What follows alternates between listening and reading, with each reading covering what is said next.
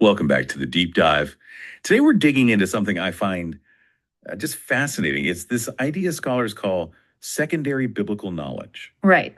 It's the stuff you think you know from the Bible. Exactly. The details that really come from, Renaissance paintings or old traditions, not the actual text. It's a kind of cultural Christianity where we absorb these images long before we ever read the words.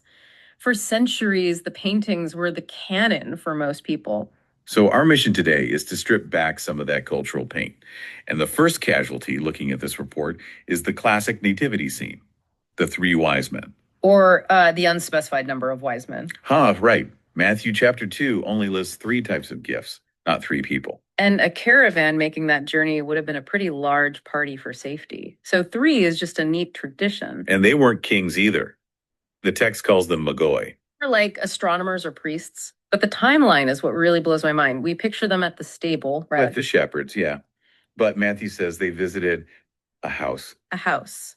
And the Greek word used for Jesus isn't brephos, a newborn. It's paidion. A toddler. So this visit could have been months, maybe even a couple of years later. The whole nativity scene is really just a mashup of different events. Speaking of mashups, let's talk about the Garden of Eden. The forbidden fruit is always an apple.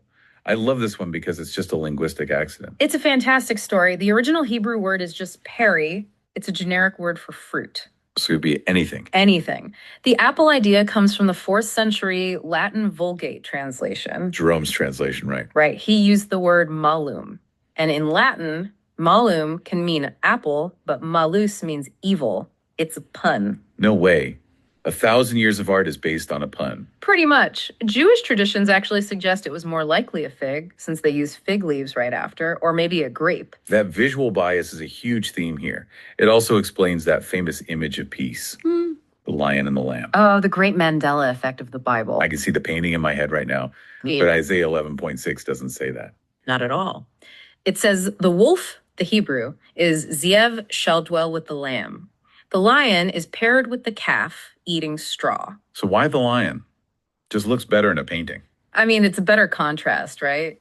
Yeah. The king of beasts with this innocent lamb. It's better branding.